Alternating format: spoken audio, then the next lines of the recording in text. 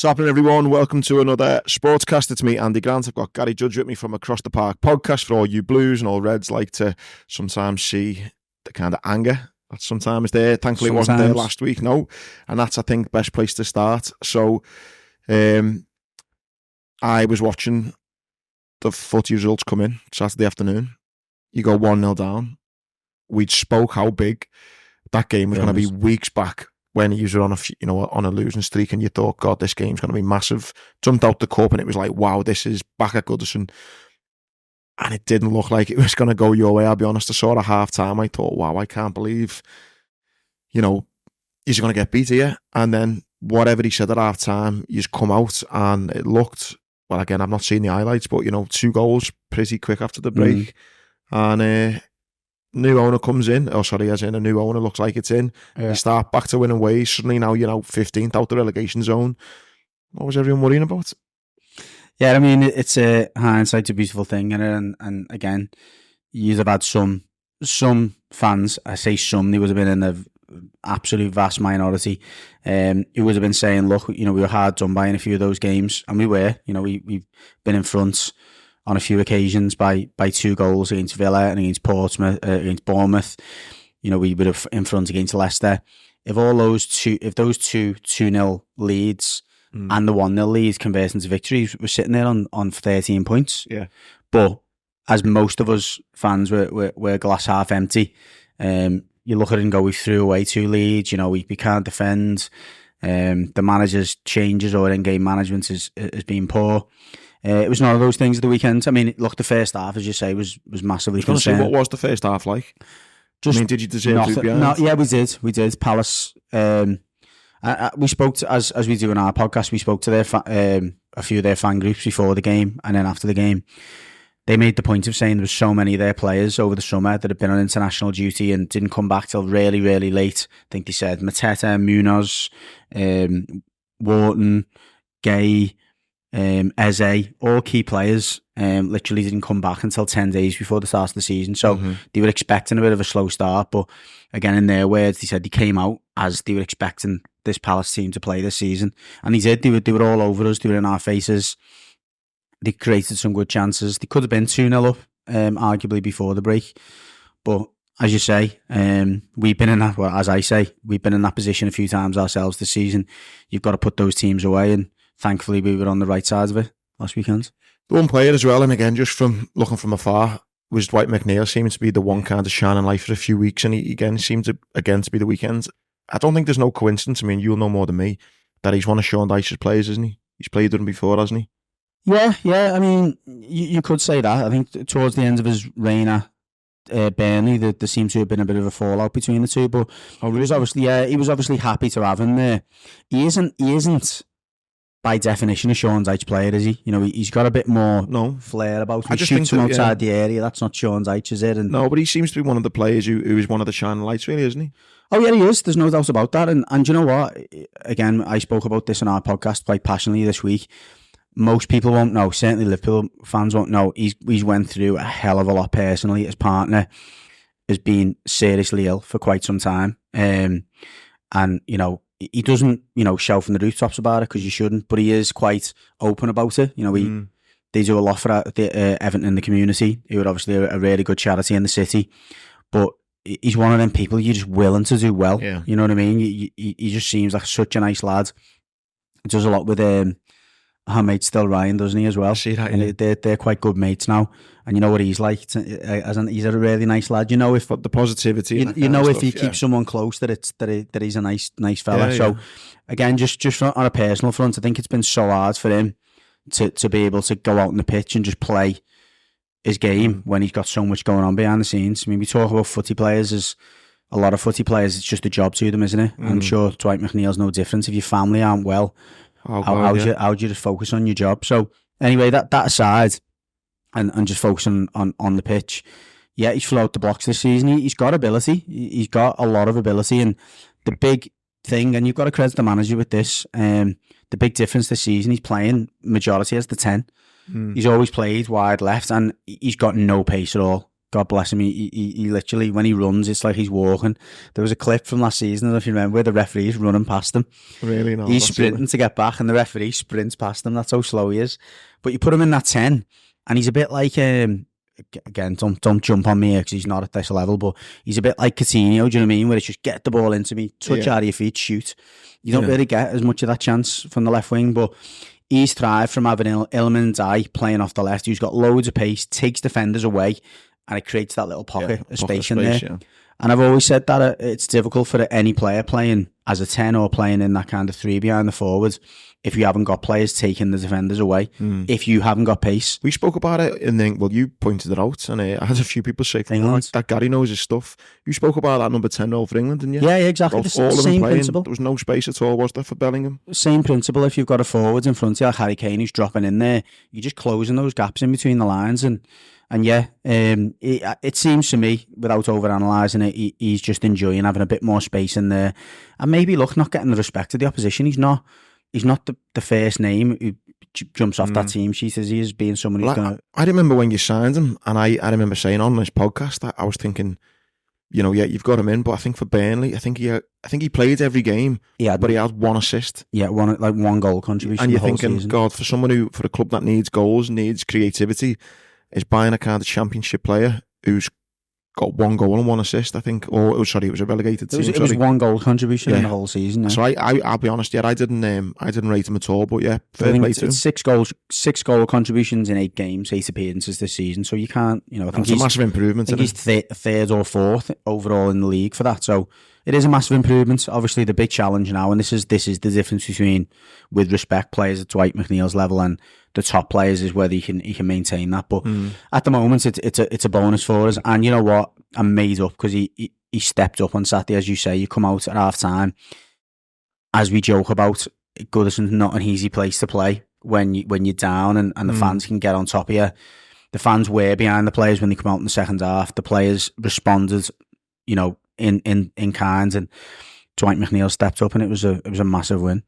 One thing I'll say, I was in here on Saturday watching again in the Feathers pub. I just forgot to mention that to start. I was in the Feathers on Saturday watching the Liverpool game at half-5. There was a fella there, sure his name was Colin.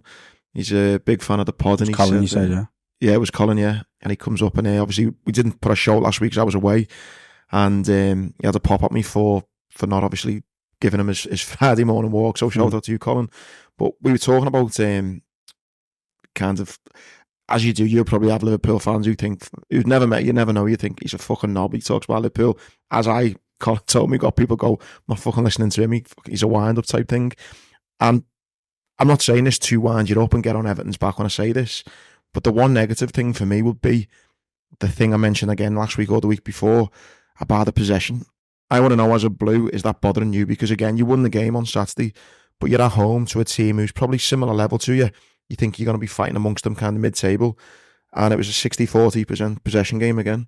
Is that something that's you're bothering you, you know what I mean? Because I don't think any game this season, home or away, you've had the better possession. Yes and no.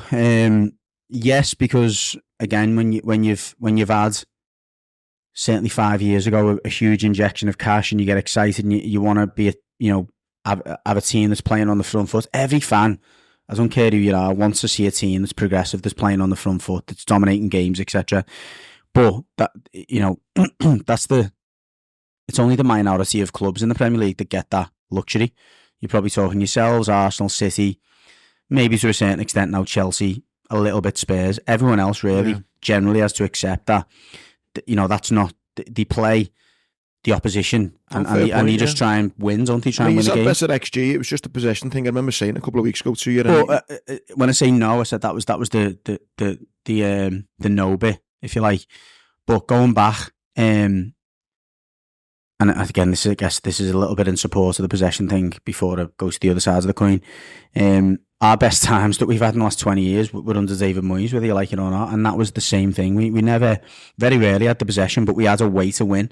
Now, where Dyche has obviously fell short in spells as Everton manager is we've been losing games with hardly no possession and not winning, and that's when you've got no leg to stand on. If you're a progressive team and you get beat 4-3 or you get beat 3-2, or you can see you're taking the games to the opposition, but you've just been on the wrong side of it. I think fans at times can take that. I think it's really hard for a manager when you're getting beat and you're also playing pretty dour football, and that's been Dyche's biggest problem. Is the style of football is far from entertaining. I think I've seen worse, by the way, but at the same time, it's far from entertaining, and that is what constantly puts him on the back foot. On Dyche then as well, one of the big news story that's come out, obviously new owners have come in, and if you listen to the reports, they've already got the kind of eye on Sarri already, and they've already got apparently a big pot of money for him to start spending in January. Now, two questions. One, do you think Dyche will still be there in January? And the second one is, do you think it doesn't even matter what he does anyway because they've already got their minds made up? Yeah, I think you're bob on them both. I think he's going no matter what, unfortunately for him. Really? I didn't expect you to say that. I don't. That's not my opinion. That's not that I think that's the right thing to do, by the way, because I don't. I think regardless, unless we are, rock bottom or second bottom or really in trouble and it looks like there's no kind of signs of us climbing out of there, I wouldn't sack him until the end of the season. I'd get through the season relatively with the squads we've got. I think the priority, to be honest, is to get to the summer, keeping Branthwaite and Branthwaite more than anything else. I think that, Calvert-Lewin is probably going now, I'd imagine, because he's into the last year of his contract. But if we can keep Branthwaite as an asset till the end of the season and make a call then, i.e., we either accept the 70-80 million that's been rumoured, or we're in a position to go, okay, we'll keep him, we'll throw some money behind it, we'll convince him that, 1 or 2 seasons are worth it because we've got this new manager, we've got this, we've got that, then that would be my preference. Don't get me wrong, look, if we could bring in a manager in January who is available only in January and he's not going to be available in the summer, then fair play, go for it. Maurizio Sarri's not that man for me. He's not a person we think we need to get Sarri in now because he's available. And on the transfer thing, it's widely publicised by people who know more than me that January is not the right time to buy players. No. Never has been. You only buy players in January if you're desperate. And again, back to my previous points, if we are desperate, if we're staring down the barrel, change the manager, bring some players in. If we're not, keep it steady as it is. Maybe try and find some value if you can, if it's out there. But if not, I'd leave it be until the end of the season. And on that one for Branthwaite, I mean, is it too crazy for him to go to Liverpool? Because that's the name that, it's unthinkable, but it's not crazy. I mean, it's not crazy on 2 levels. One, he's not, he's not an Evertonian, is he? I think don't get me wrong, I think he does love being at the club, but I think, a lot of players, if you're playing the way he is, and if you're adored by the fans, I think every player loves being at a club at that moment in time, but he's not an Evertonian, he's not like a, born and bred, kicking the ball against the Glasgow Street every week and wouldn't dream about crossing the park. Doesn't really matter to him. That said, I think he would prefer not to do it. I think he would prefer a move to United. He's a United fan. He grew up a United fan, so I think he would prefer that move. Not only because of the fact he doesn't then, completely alienate all the fans who've gave him a lot of support, and the club who've given him a lot of support, but equally it's his career, isn't it? And he's got to make the right move for himself. It's a really interesting one, isn't it? Because he's a United fan, and despite them being awful of late, they are still a massive club. It's still Man United, totally agree. But that's probably a suicide move for his career, isn't it? Listen, again, taking me Everton hat off and how much I despise that move, and it would absolutely kill me. It would be a good move for him if like, again, taking all the emotion out of it and everything that's wrong about it from my perspective, it would be a good career move for him. And I know I'm in a few WhatsApp groups with Reds, and they're like, "What, are you mad? Like, how will we?" Honestly, I'm telling you, he's a top player. Like I know you've seen him probably once in the derby last season where you thought, "Wow, he's good." I'm telling you, I haven't seen John Stones at the same age as him. People can laugh at me all they want. He's better than John Stones by a country mile. But he's only 22, and I think a big factor whether he'll come to Liverpool or not will be the Van Dijk situation. Because I think you look at Liverpool now, they got Kanate. I think Kwanzaa, two really good defenders. I think Kanate has made leaps and bounds this season. But he's still a bit mad, isn't he? You know what? I like him. By the way, a few Reds have said the same. He's still a bit unsure on him. I know what you mean. I can understand why you like him, but nah, I'm a fan. Fair enough. I'm a fan, but I listen. I do think he falls into the category of Van Dijk makes him look better than he is. I think that's just a prerequisite of you play alongside Van Dijk. Your game's going up 10-20% simply by being alongside him. So yeah, and by the way, he has that impact on Tarkowski. Tarkowski has looked awful these first 5-6 games, and I rate Tarkowski. He's looked awful. Branthwaite's come back into the team, and Branthwaite didn't do much of the weekend, but it's just his influence on the team, his calming influence. So big as well, he dominates in the air. Yeah, and it's like he's just got so much going for him. 22-year-old to be that kind of tall, dominant kind of figure. I just think it's just like we've all played football at different levels. And sometimes you turn up, you have a game of footy, you've got someone on your team, and you just feel like you're better because he's on your team, and you look at him thinking, you just give him the ball, he looks after it. When we're out of possession, he'll win the ball back. When the ball's in the air, he'll come and dominate from corners.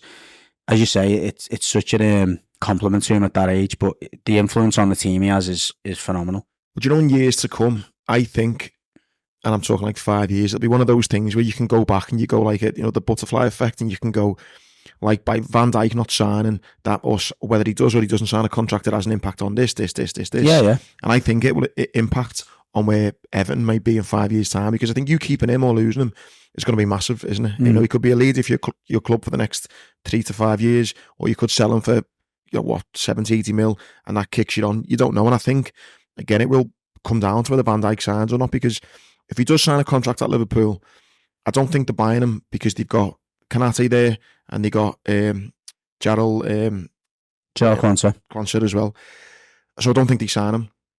If Van Dijk doesn't sign a contract and leaves, they have to sign someone, yeah. So listen, if Van Dijk signs the contract, they're not going to bring him in and put him on the bench, are they? No. And they're not going to keep Kanate on the bench either. So it's like, yeah, you say there's going to be a lot of moving and shaking, isn't it, if one of those moves happens. But just to go back briefly to him and his future, just so that Evertonians don't think I'm just completely looking at it as though we've got no chance of keeping him. If you're Jarrad Branthwaite and you're 22, you've got 10 years realistically in your prime still. He's not even close to his prime, because you'd say as a centre-back, your prime's probably 26 to 28 when you've got experience and this, that and the other behind him.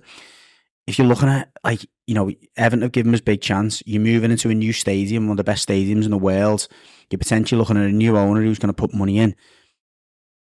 Again, a little bit of nostalgia there, but I'd just be thinking, if I was him, I can get a bumper new contract off the club.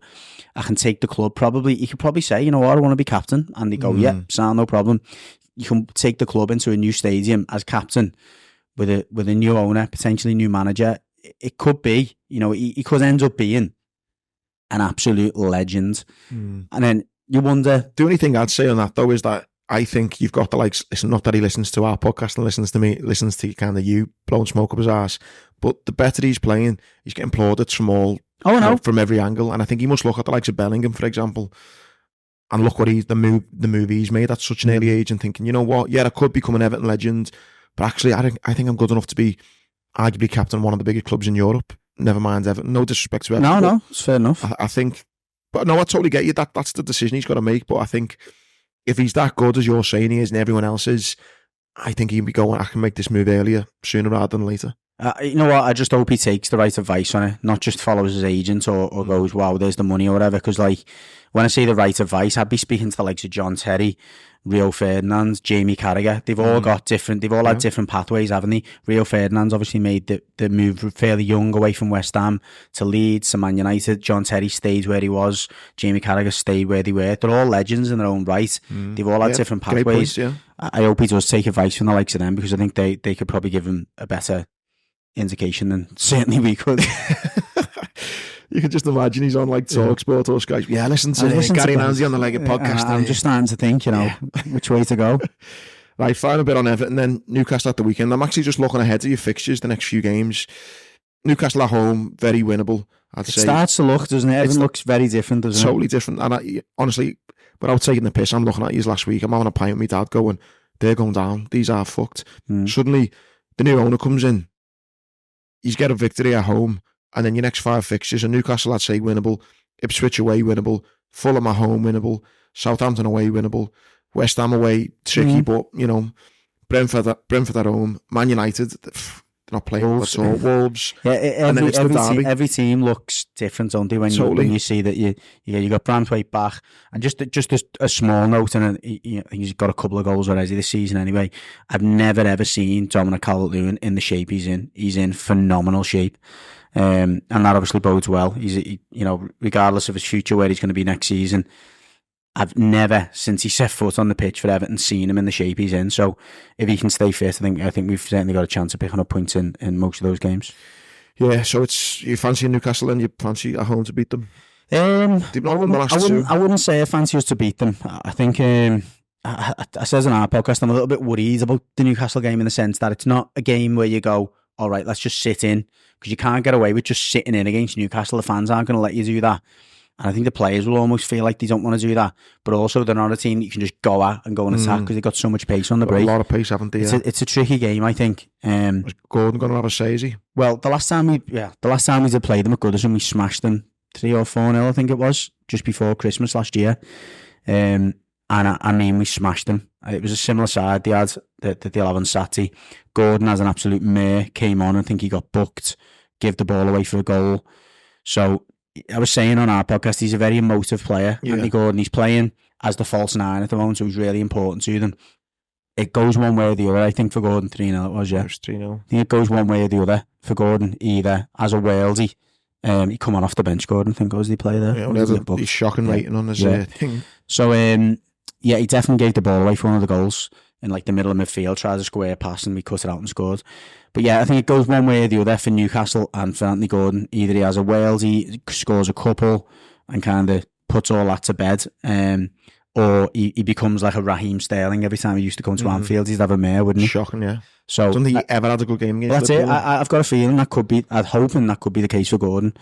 But I think that'll be a big defining factor in whether we win on Saturday. There you go. On to the red half then. So again, pretty comfortable, I think, the last couple of weeks. Obviously West Ham in the cup. You know what I thought was mad before the so obviously you had Man City drawing with Arsenal, and then obviously we didn't really review it much because obviously I was away, but then we had Man City dropping more points against Newcastle. That was the early game. On the news it was saying before the 3 o'clock kickoffs that the bookies have installed Arsenal as the new favourites because City had dropped points in the early kickoff. Is everyone just completely ignoring Liverpool? I don't see what Arsenal have done this last year that suddenly merit them above this Liverpool squad. Yes, they've got a got a new manager, but that Liverpool squad have won fucking everything these last fucking 7, 8, 9 years. And Arteta finished above them last season, and now suddenly they're like the new kids in town who are ready to take City on. Well, Arsenal were pipped to the title last season. He went down to the last day. Obviously, the season before. Wasn't the last day, was it? Was the last day? No, it wasn't. It was the last day. Wasn't. I remember listening to the radio on the way home from London. It was the last day. The last day of the season. Because City went in front fairly early, and it kind of just killed Arsenal off. Then Arsenal went behind at the same time. It was the last day. Oh, right, okay, yeah, it was, yeah. So that's one reason. Second reason, they've been progressive season on season and get closer. Third reason, they had the game against City the other week and obviously got under the skin and should have won the game. Fourth reason, as you say, Jurgen Klopp's gone. So I think all those reasons would give you, I think... No, listen, I'm not completely dismissing them, but that season when it went down to the last season, you just corrected me on, Arsenal were only, Liverpool were only 6 points behind them, what's that? 7 points behind them. So it's not as if like Liverpool were miles away. You were 10 points off the title, though, weren't you? Yeah. Arsenal drew the last game against us, and that was because City were like 4-0 up or something, so it was like... But Arsenal have won nothing, right? Yes, they've got a bit closer, but do you know what I mean? Liverpool... So Arsenal won the last game, correct myself there, go on. Liverpool, it's not yet new manager to get that. They still got the same squad there. They've proven as well, the top of the league now. Granted, they haven't played anyone, great, yeah. But I was just, before Liverpool even kicked the ball, I couldn't get over the candidate. But no, I'm not. And in a way, I sound like a hypocrite. I'm glad that like the media, the mainstream media, aren't really talking up Liverpool too much. But I think I've heard a few people say that Liverpool, pundits on the telly say, "You're a Liverpool fans. Look, like just keep. We're happy. Let's No, just yeah, stay the way and I am. So I I sound like I'm moaning and not, but I just before we even kicked the ball, Arsenal are now the new favourites. I thought people are even talking, and they're mad by the way. These people are even talking up Chelsea. I do think Chelsea have looked good. I did say Chelsea fought, didn't I? Yeah, I think I did as well, didn't I? No, I think you had them further down. You were saying still, I think they're a bit scatty, but anyway. Yeah, but so yeah, I just thought that was absolutely bonkers because yeah. Oh no, you know what? Sorry, I had Chelsea 5th and Tottenham 4th. So yeah, but anyway, I thought and then Arsenal, the last game. So again, they're getting bigged up so much, and then it fucking took 2 late goals, didn't it? Leicester, yeah, they got pegged back from 2-0 up, didn't they? And then scored 2 in injury time. 94th minute. So suddenly the bookies are going, yeah, Arsenal are now the new favourites. They very nearly drew 2-2 at home at Leicester. So yeah, I find that a bit baffling. Anyway, that's. I think they got a few injuries at the moment as well, Arsenal. I think it's probably a little bit of a nod to say, well, they got these injuries, yet still carving out. And again, those last minute winners, as you've had a lot, so many times under Klopp, I think they're almost like you want to have them on your CVs, don't you? Totally, to say, yeah. We can carve things out even though we're not playing well. I think as well, just before we touch on Liverpool, I think if Arsenal hadn't got those 2 late winners, it would have looked very different. Not just in the league table, but the fact that they conceded so late against Man City, that must have felt like a defeat, even though it was a draw. And then the fact that they ended up drawing at home at Leicester, that would have been 2 really big weeks where you think, now we've missed out on a lot of points there. But yeah, fair play to them. I actually wanted them to draw more so for the last man standing. I was going to say, yeah, there have been a lot of people on that. Well, I'm in one at the pot's 30 grand. It's had a rollover 3 times. I'd back Liverpool, and there was 150 people on Arsenal. Wow. And that would have went out. Jesus Christ. So I was a bit more gutted over that. But anyway, onto the Reds, yeah. So they won in the Cup, pretty standard win against West Ham. I think it was the same scoreline, actually, from the previous season. Obviously, a win against Bournemouth the week before, and then beating Wolves 2-1. I'll be honest, I got a bit nervy when it went 1-1. It wasn't a great performance. I watched it. It wasn't a great performance. I thought Wolves caused you problems at times, to be fair. Yeah, well, I was having a pop at Everton for the kind of possession stats. It was only like 55 to 45, a lot more on the XG. But yeah, just on the eye, it didn't look great. And when it got to 1-1, I think the goal came in the... Kanate, it was an absolute howler from Kanate for me. What was he doing? Yeah. I know he'll say, mix up with the keeper. But you just get rid of that. Yeah. He's just... And you know what I think it might be as well with him? Listen, he's played great. He's had a great start to the season, scored midweek in the Champions League, and I think he's already scored again in the game. So he scored 2 in 2. 2 out of 3. He's having himself a bit. And I think a little bit, because he's... Jim in the post-match as well, Gravenberch got man of the match, and he was like, why have I not got man of the match? What have I got to do, yeah? I was waiting for someone to go, Ibrahim, you gave the ball away, mate. Well, the manager said it. Did he, yeah? Arne Slot actually joked and said about to him, but yeah, I think it was a little bit like, look, he's a good run in the team, he's having himself a bit, scored a couple of goals. Listen, mix up with the keeper, and that was that. But again, if you don't go down and get that penalty, they're in. Because after the penalty, you could argue once you scored the penalty, you just put the game to bed. But it wasn't like there was a absolute, abundance of chances for you to win 4 or 5-1. I think you'd be talking differently about Kanate at the moment if you hadn't just scored straight away after it. Well, yeah, I mean, listen, that's the great thing, isn't it? It just gets completely forgotten about because, I mean, they only withdrawing for... It was about 5 minutes. 5 minutes it was. So, yeah, you quickly forget about his mistake and it's back to win aways. Everyone's smiling. What I think the negative is, if I want to try and pick a negative in this new Liverpool team, is I think I said it after the Nottingham Forest defeat. I don't think we get as many games where there's emotion in it, where it's like, shit, we need a goal, fucking come on. And it's like that kind of Jurgen Klopp, heavy metal football, throwing everyone forward, taking risks and constant attack. Like Arne Slot even admitted himself, he wants his teams to be a bit more measured, not always go for the kill, keep the ball an extra few minutes if you need to, play that extra pass, wait for the openings to happen.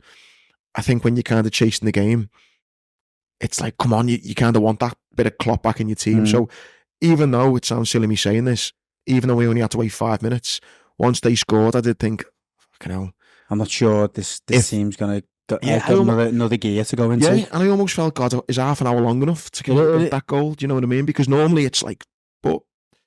I think I've just said, and I think gears is probably the right word, and it might not be relevant, but I just think like the intensity doesn't seem to shift, and maybe that's a good thing. Maybe that's just like the players are always happy with the level of playing at. I don't know, but I know what you mean. Do you know what it might affect as well? And I could be way off here, but I think it might have an impact on injuries, you know.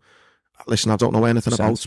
Yeah, without doubt. But if you're constantly running like... There's no doubt about that. To get them. There's no doubt about that, yeah. So, fingers crossed it might work. But yeah, another win which sees us sitting top of the league. Again, I wouldn't read too much into it. I mean, look at the teams we played. I think the difference, let's be honest, the difference between you three at the moment is City and Arsenal played each other and drew. You know, I know they both dropped points themselves, but you dropped points against Forest. But the difference in that league table is City and Arsenal played each other. They both got a point instead of 3.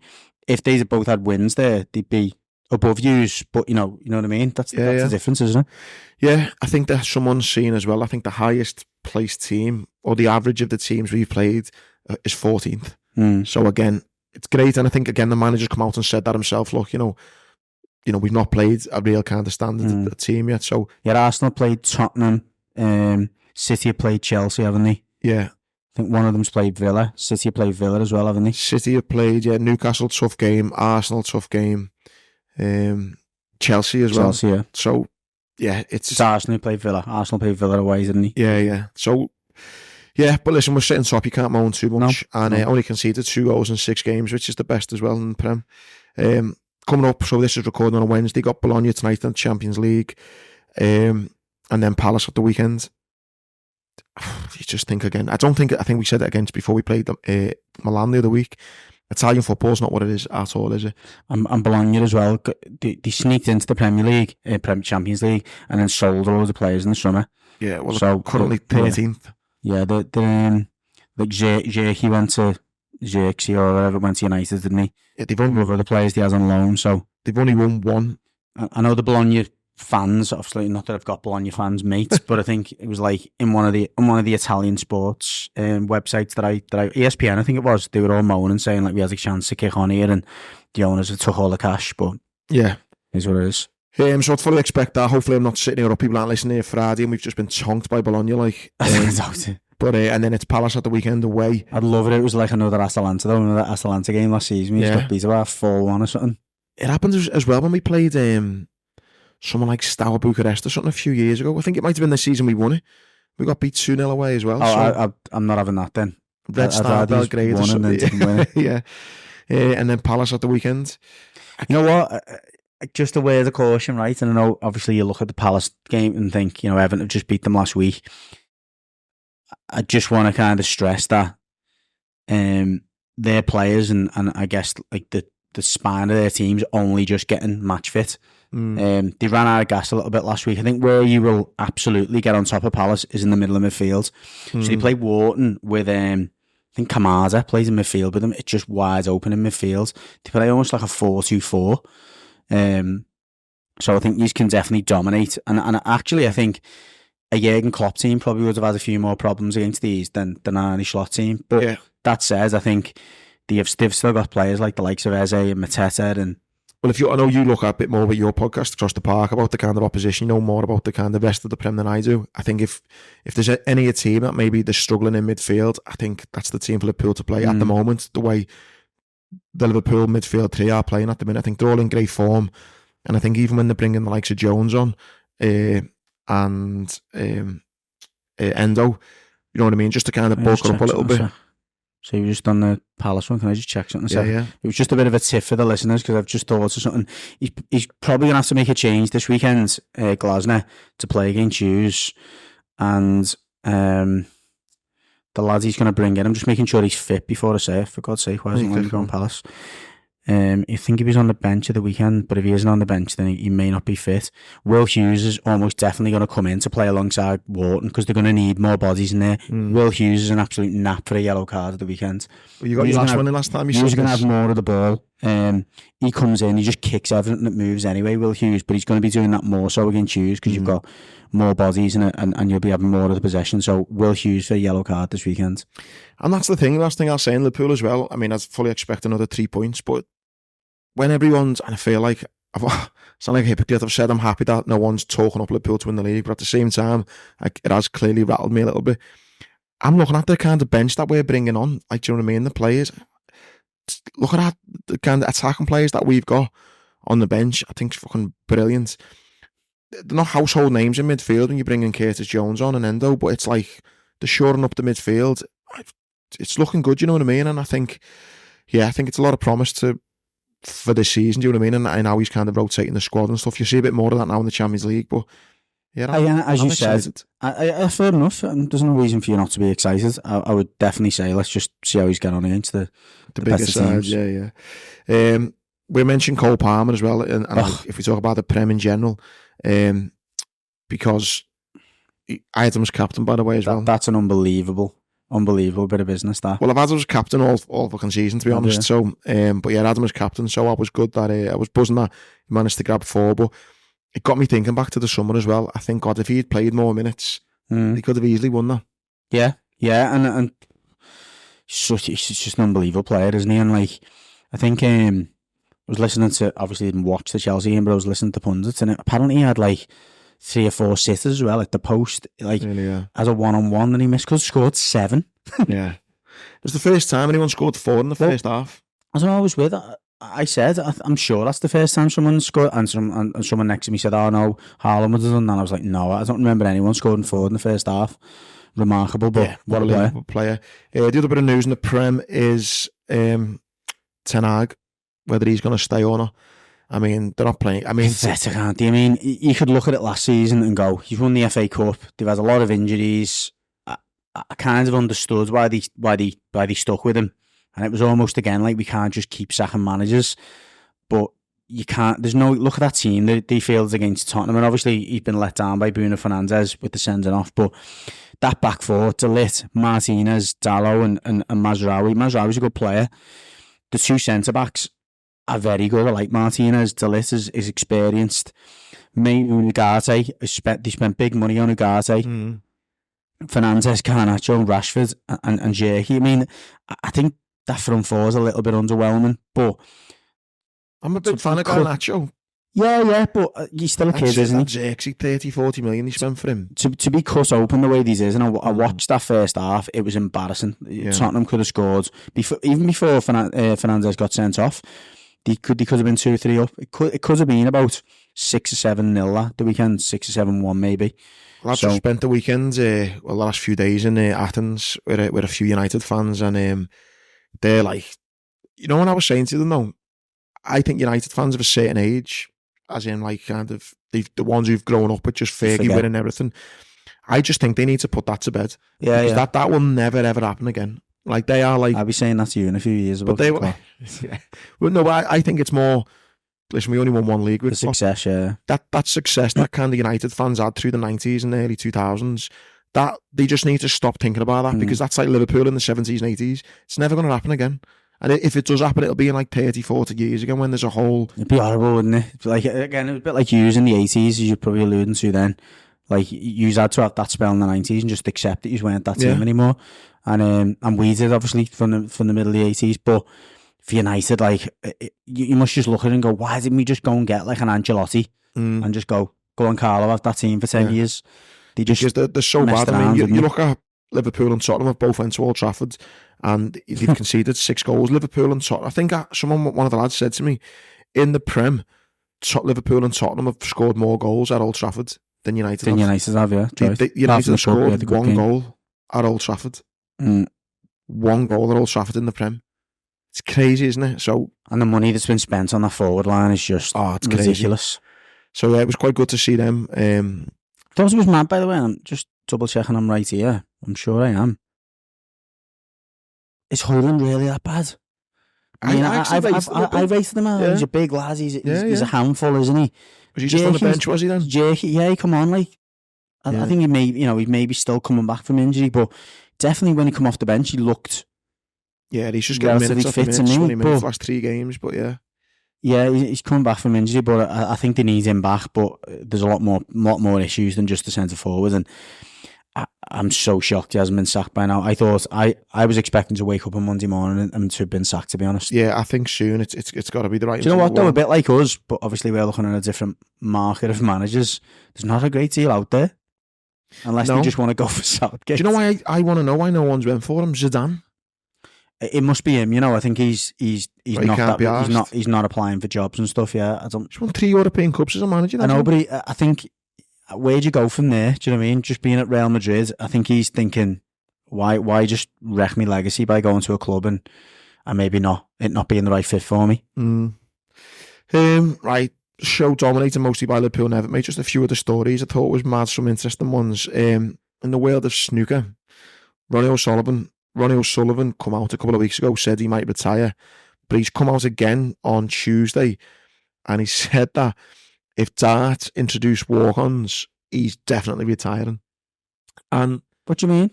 The other way in the dart. Snooker, you mean snooker introduce walk-ons? You said darts. Darts, sorry, I started that whole thing again. Yeah. O'Sullivan come out this week and he said that if snooker introduces walk-ons like they do in the darts, he will retire immediately. He should just retire then. What's going to happen? What I think the problem is he's the GOAT. I love him. He's amazing and all that. But you can't have your cake and eat it. No. He's moaning that, there's no kind of characters in snookers anymore. Snooker's becoming old. It's not this, it's not that. He'll be the first one to moan about everything in snooker. Yeah. And then when someone kind of, with a bit of foresight going, right, we need to kind of reinvigorate snooker. We need to try and do this. Why don't we take a leaf out of what... They need to look little, don't they? They need someone to walk in 110s and start putting the foot on the table and taking shots from behind the back and stuff. And it's like, if that's going to happen, it needs to be on the telly, it needs to become attractive. So someone has said, look, why don't we take a leaf out of what darts are doing and make it a bit more fun? Everyone watches darts. Everyone watches it. Like my wife watches darts. Oh, if you just do that, well, I'm not doing it. It's like, come on, Ronnie, you need to play the game. No one, like...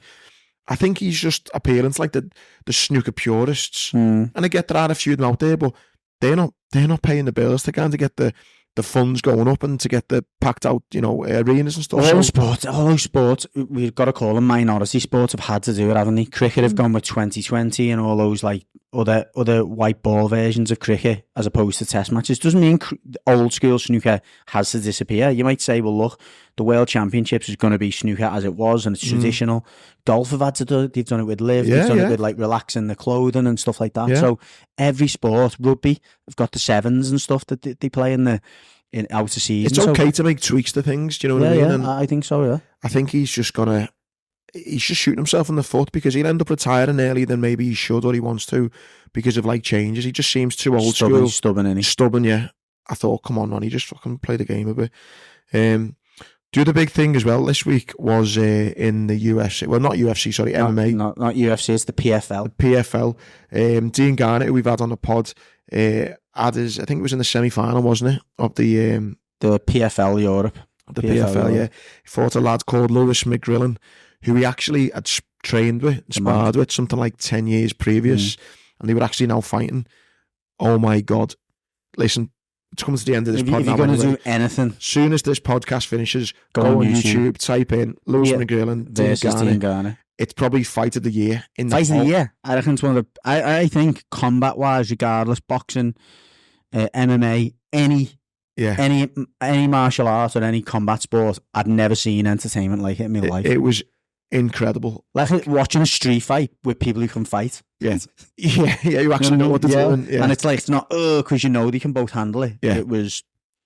You know what, listen, we've been so blessed these last couple of weeks. You had the AJ fight, which was great. It was a bit back and forth. At one point you thought, God, AJ's coming back, I might win it. This fight, shit's all over it. It was unbelievable. Gutted to say Dean didn't come off victorious. But even the finish, if you only see the finish, it kind of sums up because Dean's going for him, literally going for the knockout, swings, I think, a right and just gets caught. I think he swings 3 rights on the spin, and as the guy's running away, with almost his left, I think he catches him on the jaw, doesn't he? It's an unbelievable fight. Absolutely gutted for Dean, but I think he's, But the thing is, having spoke to Dean, he's like, look, that's the game, and he's so respectful of the game, as he says, and also the publicity he's got on the back of it in terms of wow, look at these. Oh God, I don't think it's done anything for him. Is anything negative at all? As we know and as we talk about, we're not UFC or MMA experts by any means whatsoever. But the great thing about UFC is it's not like you get beaten, you cast off. It's all about the entertainment value. Paddy will tell you that, totally, and Molly will tell you that. If you entertain, then you'll be invited back, and that's what he's. You certainly can't say the pair of them didn't entertain. No, it was absolutely unbelievable. So make sure you go and check that out. Anything else? No, it's been a quiet-ish week, I thought. Yeah, I think we've had quite a bit to cover on the footy, haven't we? In terms of Liverpool. Yeah, I think general sport it has. There was a tennis going on at the minute. You've got Alcaraz and Sinner going to face each other in the China Open. I'm a fair weather tennis fan. I like the big tournaments, but not these. I'm not following the China Open and stuff. No, neither am I. I think that was it, lad. Yeah, I think that was it. Massive thanks again to the Feathers, Bottom Varis Drive on Hawthorne Road, for letting us use their place. Defo come down over the weekend and have a pint. Great vibe. And they'll have all the footy on as they do over the weekend. Can I mention one more thing? Big shout out to our producer Muskie, who's out with our students in Spain at the moment. There for 2 weeks. If you want to follow what they're up to, it's Access Sport College on Instagram. So as I say, Muskie's out there. I think 70 students, not on his own. He's with a few other staff, but got much better weather than us. But best of luck, Muskie, and see you when you're back. Boss, right, thanks for the support, everyone. If you want to check out our bets this weekend, we'll put the link in. It's on Patreon, the Legged Podcast. We'll be posting a few trebles and a sixfold. Hopefully that comes in. Can pay for some beers. And if not, we'll see you next week.